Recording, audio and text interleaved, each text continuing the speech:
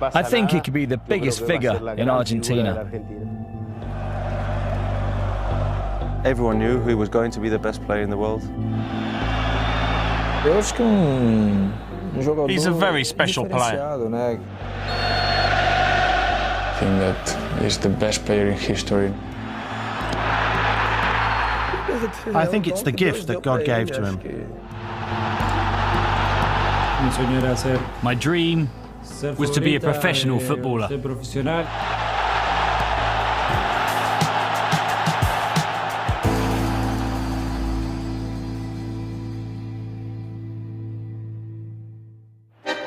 In the 20th century, there was little debate.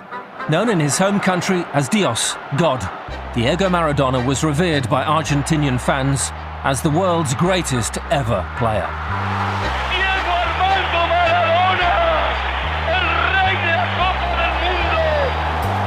But as the new millennium dawned, Maradona's status as the nation's favourite sporting icon came under threat. La Albiceleste had discovered a new number 10. Here comes Messi, into overdrive. Messi!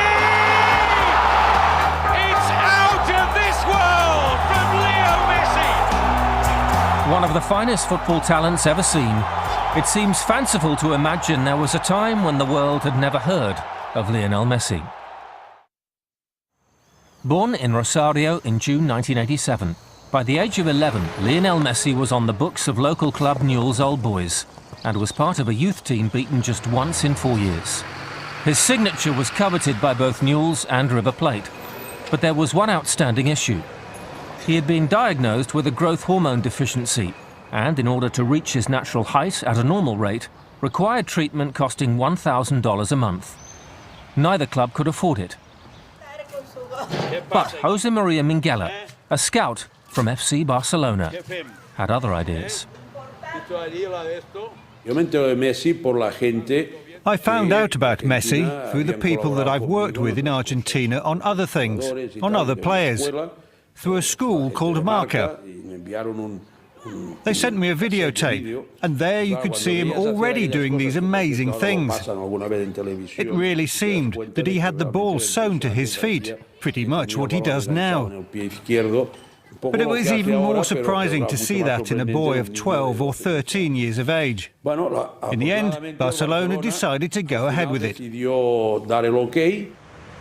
Messi's new seat of learning was La Masia, the famous youth academy of the Catalan giants.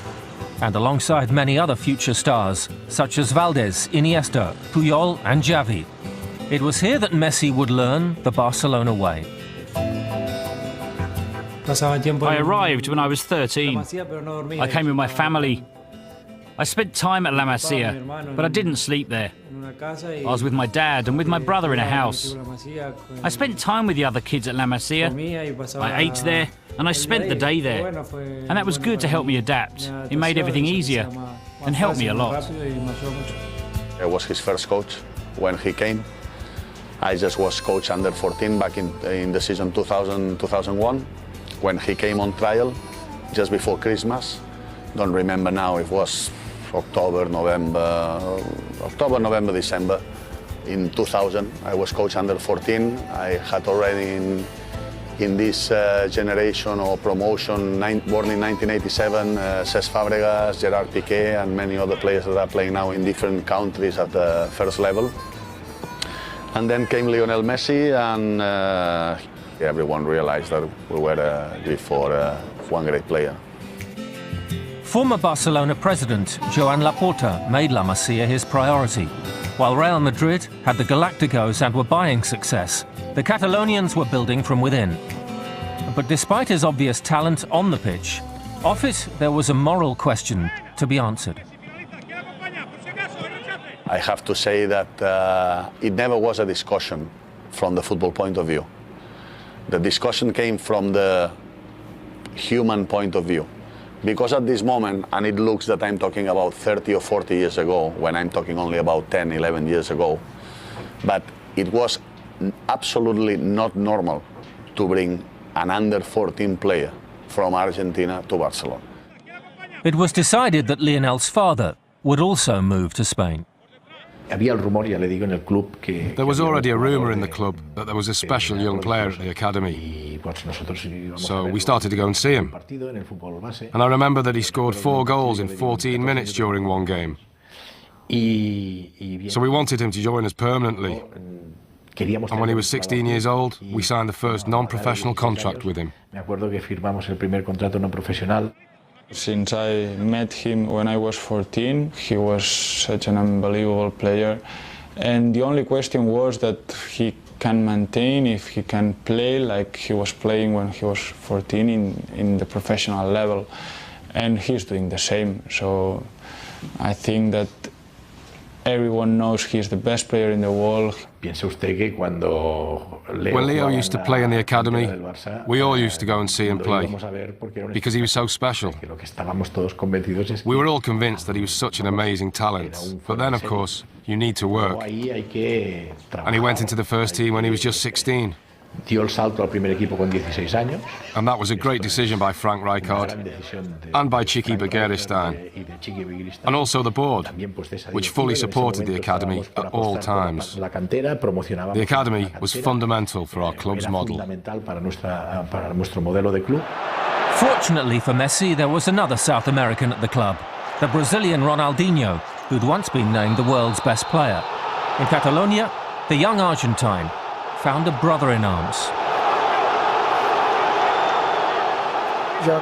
I remember watching him in the youth teams. We all did. And then he started training with us. I remember his first game. I was lucky enough to give the assist for his first ever goal. So he's a great friend. And it's lovely to see him giving so much joy to people who love football. There was a great connection between the two. Ronnie supported Leo and helped him too. Well, the whole team helped him, but Ronnie was the point of reference. But I think the whole team immediately realised that this 16-year-old kid was going to be the best player in the world. I think the first person to realise this was Ronaldinho, because Leo was already able to do great things. He had all the tricks. But his talent is not just his dribbling. It's not just his skills or his speed on the ball. But he also has goals in him. He's also a winner. And he enjoys himself playing football. Ronaldinho had that too. He always played with a smile on his face. We all saw that he had so much quality. I was lucky enough to see him when he was a kid in the youth teams, and then training with him and playing alongside him. Everything he's done is what we always expected of him. It makes me very happy to see a friend shining so brightly. Dutch coach Frank Rijkaard gave Messi his league debut in 2004. Ronaldinho had been the star attraction at the Camp Nou, but Messi was making a name for himself and took on the mantle with more frequent appearances. He was one of many youngsters from La Masia beginning to make the breakthrough. Both Ronaldinho and Rijkaard played a major part in his development, and if progress was slow, Messi remained philosophical, testament to his upbringing and his own character. The Barcelona first team is very strong this year, and I think they can achieve a lot. But it's true, there's lots of games as well, and there'll be some opportunities for players like me to play in the first team this season. His home environment was great, very united. And I think that's helped Barca, and it's helped Leo. Leo is a very sensible person. He's as humble today as he always was, despite being so famous. But remember, when he was a child, he played as well as he does today. He was incredible. In 2005, Messi represented Argentina at the South American Youth Championship in Colombia, where his performances earned him squad selection for the FIFA World Youth Championship in Holland. Argentina won the title, with Messi scoring 6 times. His stock was rising. 2006 brought a downturn in fortunes. Injuries saw him miss Barcelona's Champions League win over Arsenal. And at the World Cup in Germany, he was largely peripheral as Argentina fell at the quarter-final stage. As ever in Argentina, a young player of outstanding talent is inevitably labelled the new Maradona, and Messi was no different. This time, however, it looked as if the Argentine public had actually found their new messiah. A third-place finish in the 2007 Ballon d'Or underlined Messi's progress. The comparisons with Maradona were growing. This was no more apparent than when Messi tore through the Getafe defence in a Spanish Cup game to score one of the greatest goals ever seen on Spanish soil.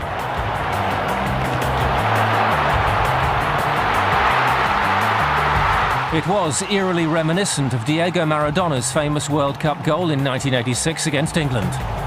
Messi could now lay claim to being the greatest of them all. He was just a young boy when I came there, and I saw him sort of mature into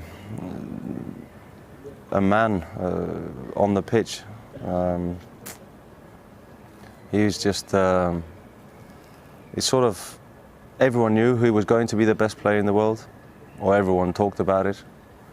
And for him to have been able to live up to all the hype and the talk, it's a great achievement, and the way he does it as well, the way he conducts himself is, I think, is an example to anyone. I've not seen everyone play, but of those I have seen play, of course, the ability he has to change a game is fantastic. Incredible. The following season saw Messi become a first-team regular at the Camp Nou. He scored 14 goals in 26 matches, including a hat-trick against Real Madrid in El Clasico.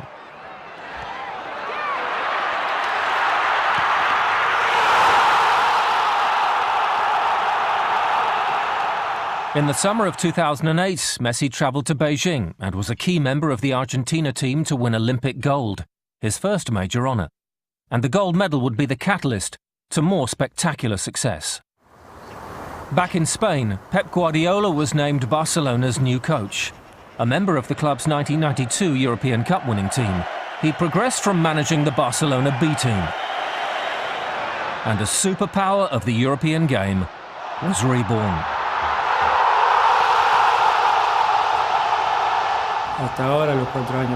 It was great. From the first day that he arrived, the 4 years were phenomenal.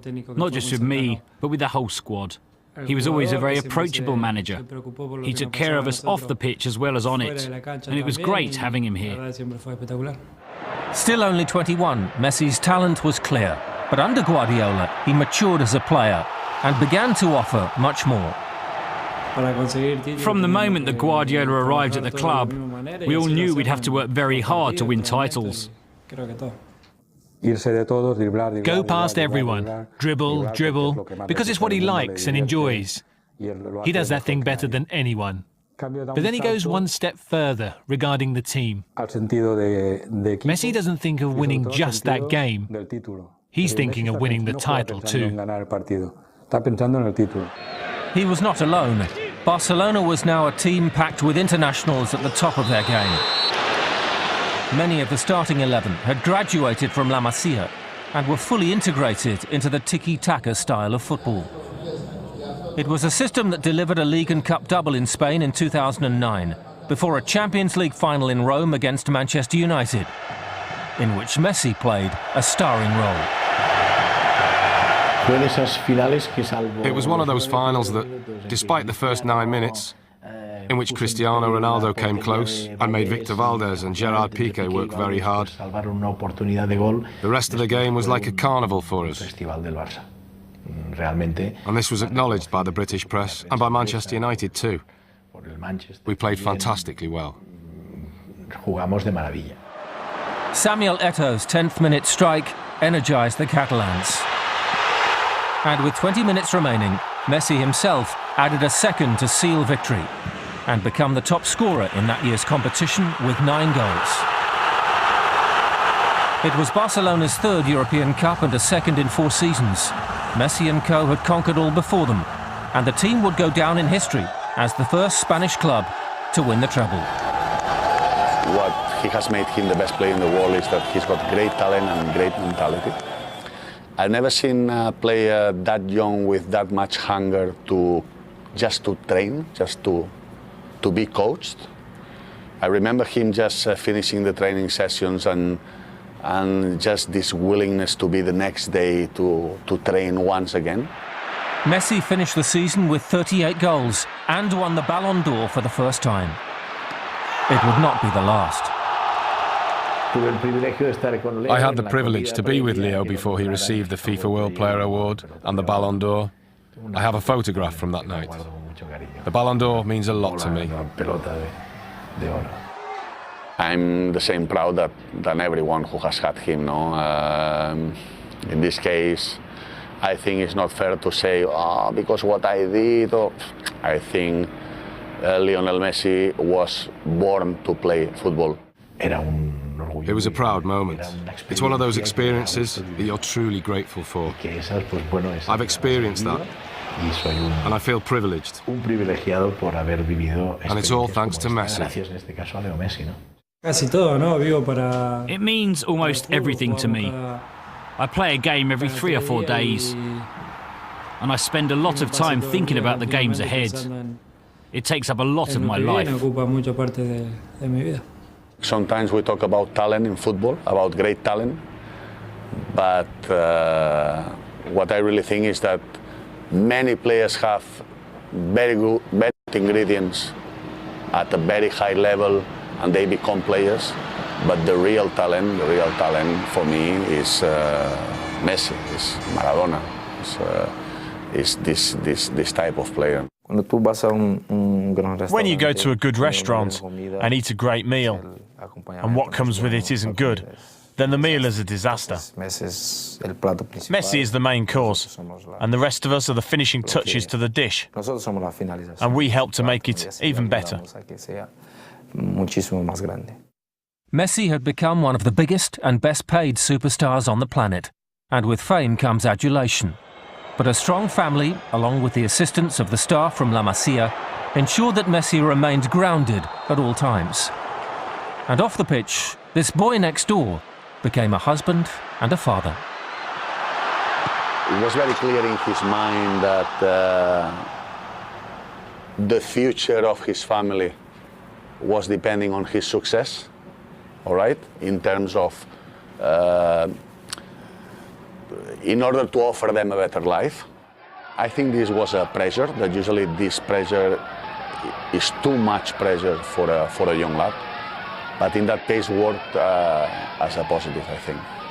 Usually it's a negative, because you put that pressure or you feel that pressure that young, I think it's too much. But in this case, he's a fighter. He's so focused in football.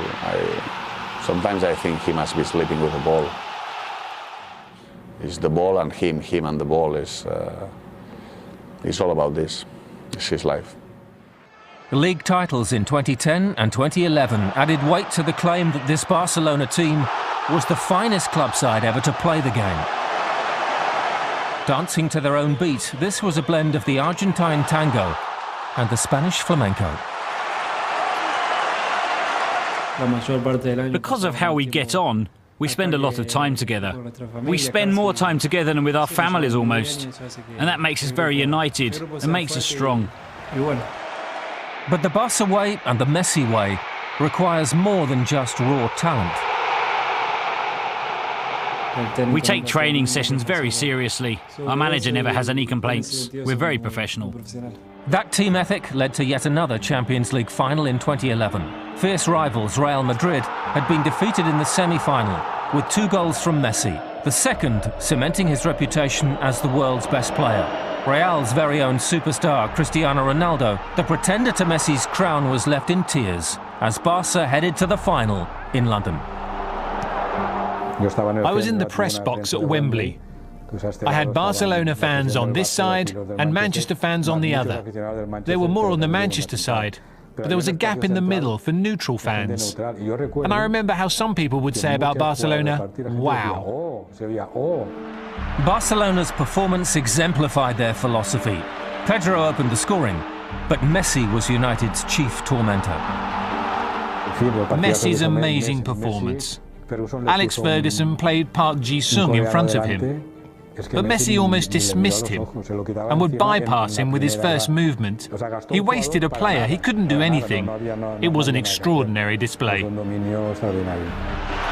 Messi's 53rd goal of the season gave Barca a 2-1 lead. before his dazzling footwork paved the way for David Villa to seal a 3-1 win, and Barcelona's third UEFA Champions League in an astounding trophy-laden 5 years. It was a display that typified the club and the mesmeric brilliance of Lionel Messi.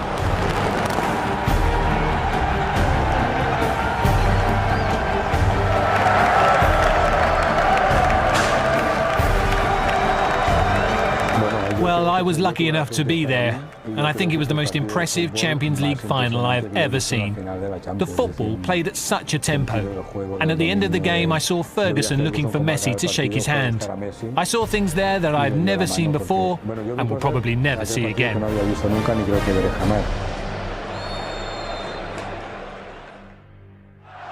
The plaudits continued, and further records were set. He scored 68 goals in a single season, and in 2012 surpassed the 40-year record set by German legend Gerd Müller of 85 goals in a calendar year. Messi ending with 91. It was a staggering achievement, even by Messi's own implausible standards. And the year ended with a fourth consecutive Ballon d'Or. Teammates Iniesta and Xavi were second and third. It meant Messi became the first player ever to win the world's Best Player award more than 3 times. He is just incredible. It's simple as that. It's not something that you say, he does this or does that. He's just incredible. Once he sets off, there's no stopping him. Basically, as a professional, you see that day after day, he's evolved in an amazing way. Only he knows what he can achieve. And that's amazing. To maintain that level of performance. And not only to maintain that level, but to improve on it year after year. It's crazy, almost unique. Because we've already said so many things about him, it's difficult to say something new or something better. Without doubt, he's number one, the best player there is today in football, and certainly one of the best in history, if not the best. For everything he's achieved, because of his age, for all of the records he keeps breaking. In every game he's decisive. He's a very important player. He's a lad who, in spite of being a player who scores goals and has to be selfish, he still provides a load of assists. People find it hard to praise Leo in this sense, and for us, he's still number one. Messi has played all of his club football in Europe. Argentinians can only catch glimpses of their favourite son on television, or when he returns home to captain the national side. And when he does, adulation and expectation follow him wherever he goes. When Lionel plays well, we improve a lot as a team. When we give him the ball, he always manages to keep our opponents under pressure. And this, of course, lifts the whole team. He's very quick, with a technique that's out of this world. I think these are the qualities that have made the whole world fall in love with him. And despite the success, the wealth and the fame, the world also recognises Lionel Messi for what lies beneath the all-time great. The shy boy from Rosario who simply loves to play. You have to fight for what you want in life. My dream was to be a football player, to be a professional, and I always fought for that, to make my dream come true. And with sacrifice and effort, luckily, I was able to make it happen. Messi al arco.